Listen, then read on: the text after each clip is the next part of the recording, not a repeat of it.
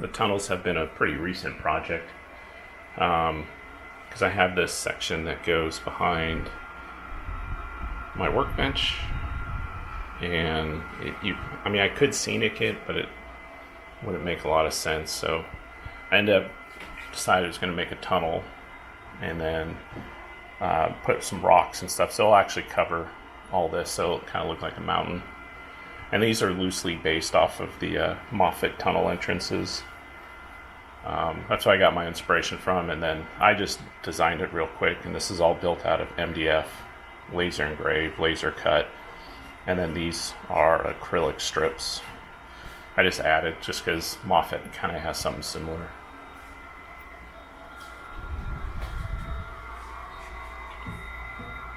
And then here's the other side, the exit, because I usually run trains exiting or going around this way.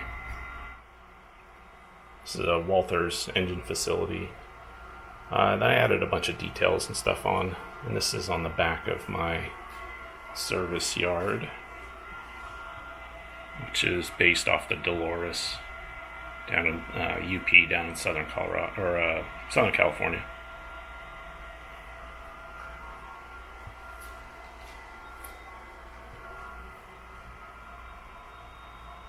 You can see all the little extra details added in there, weathered it up, and then just added some clear plastic, so if I get a rogue engine, it doesn't go off the back.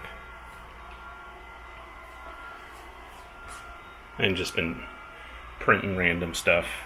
I think it's a 567 that I found on the internet that I 3D printed. Another project I did was the shelving here. I added this, just all the extra tools, and trying to put it on different shelves. It's kind of a pain, so now it's much easier to get to stuff quickly. And then I also did a slide out drawer for extra cars. So I'm going to build some more of these and just place them elsewhere.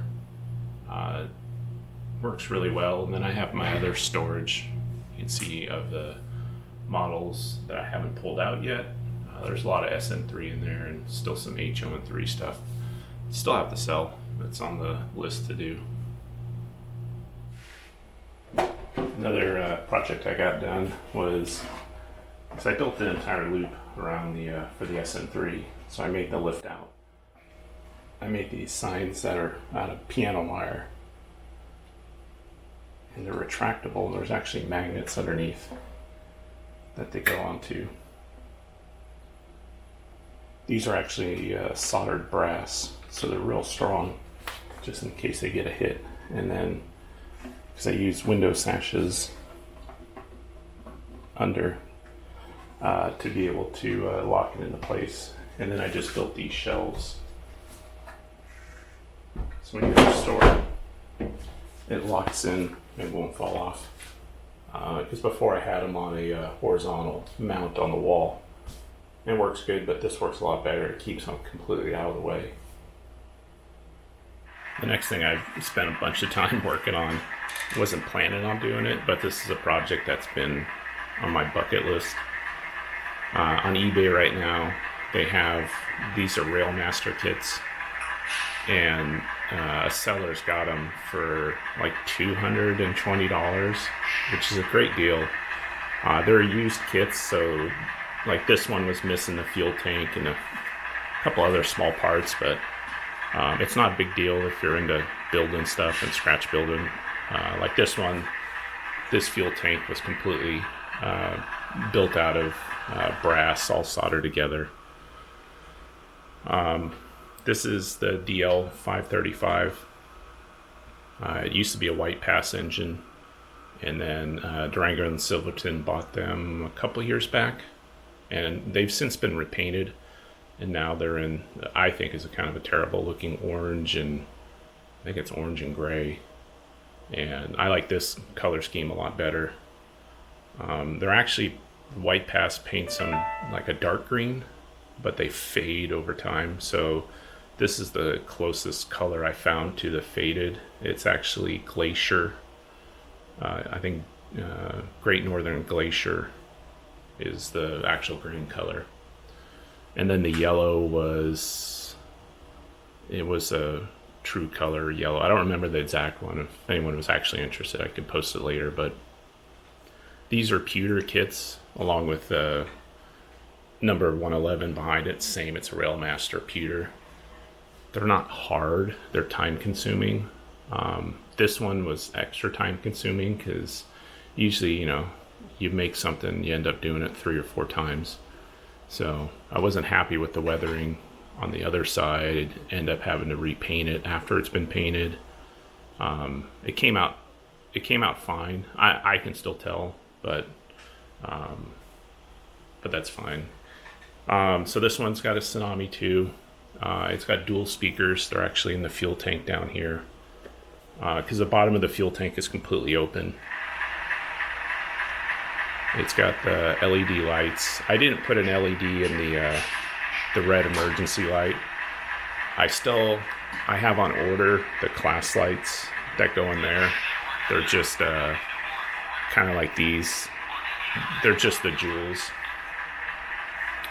I mean, I could light them, but it's such a pain. And to me, it's not worth it. Like all my Railmasters, they all have removable roofs. I just use magnets on this bar, kind of like how Athearn does their Genesis locos, and then just a piece of steel. And it's quite strong. Same with this one. This one also has a magnetic removable roof. It's just easier after you paint them to add windows and do all that. And then if a window ever pops out, you can go back and fix it. So this one's got just the lighting up front, the rear. A few things I did do was I cut out that vent and then scratch built these vents. Real pain, but otherwise it's just kind of like a cast looking, and the castings on this model were in pretty rough shape, so I don't know if it was like an old mold or just a bad mold, but normally the Railmaster kits are very, very clean.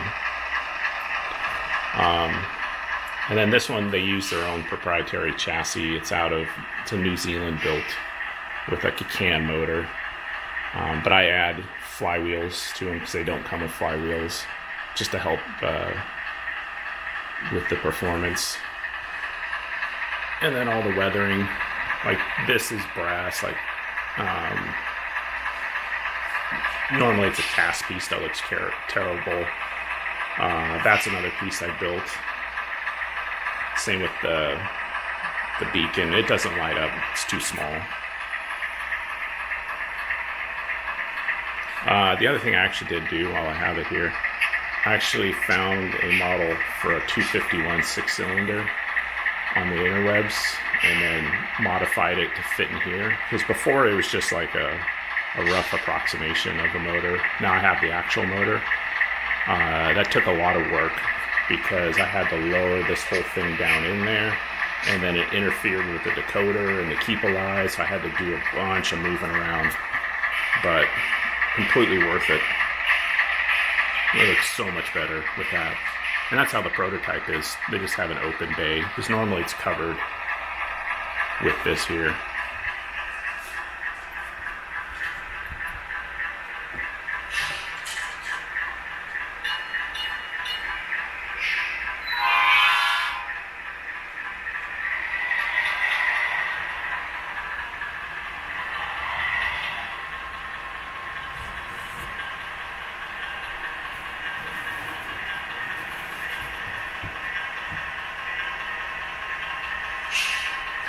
So this is a Railmaster. It's the Little Giant. It's based off the SB. I had this in my last video. I showed it that I had completed it. None of the lights or sound, or it just had a temporary decoder in it.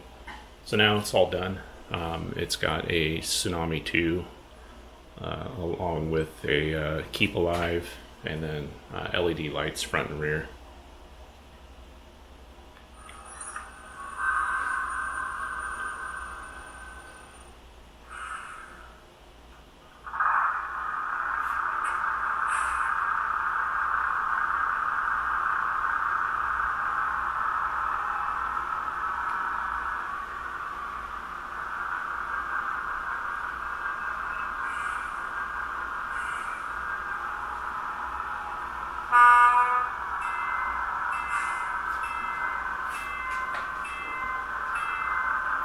It has a Kato chassis. It's an NW2.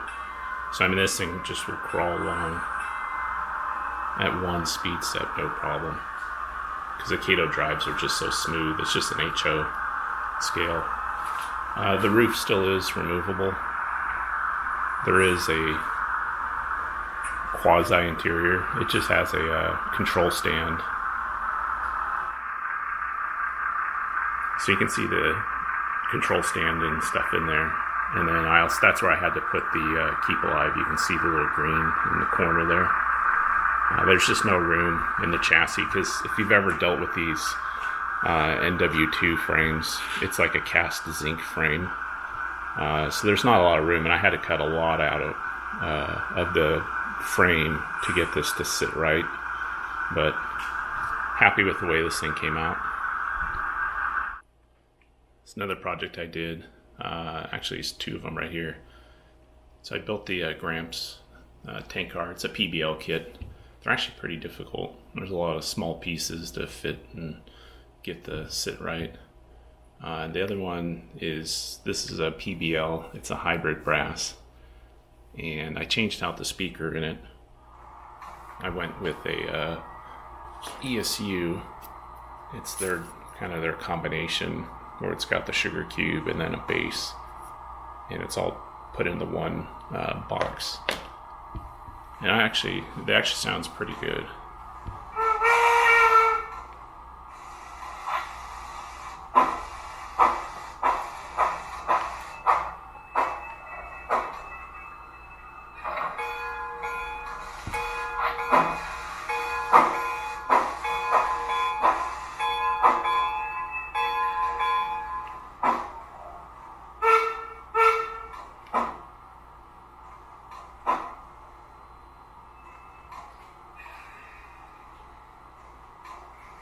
So this is just showing the Sn3.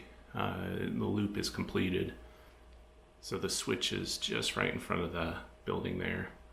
I changed out the bridge scene. I actually made it smaller. And you can see it go all the way around here. And so there's another switch right where the white passes. That's the start of the switch. And then comes double loops, and then it crosses. And then there's going to be a switch here that spurs out that goes into the Chama Depot. And then I do have a switch right here that's just going to go in behind the cooling tower there. And then here's the Cumbras.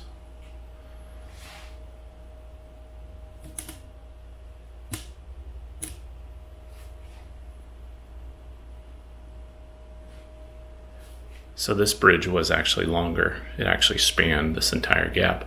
But looking at photos, and somebody else pointed out that the bridge is actually shorter, so I made it shorter and then made this ravine. And you can see here's the switch that goes in, kind of curves around.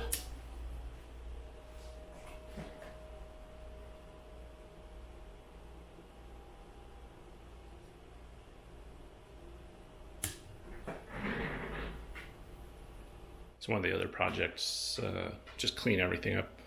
I mounted the spray booth,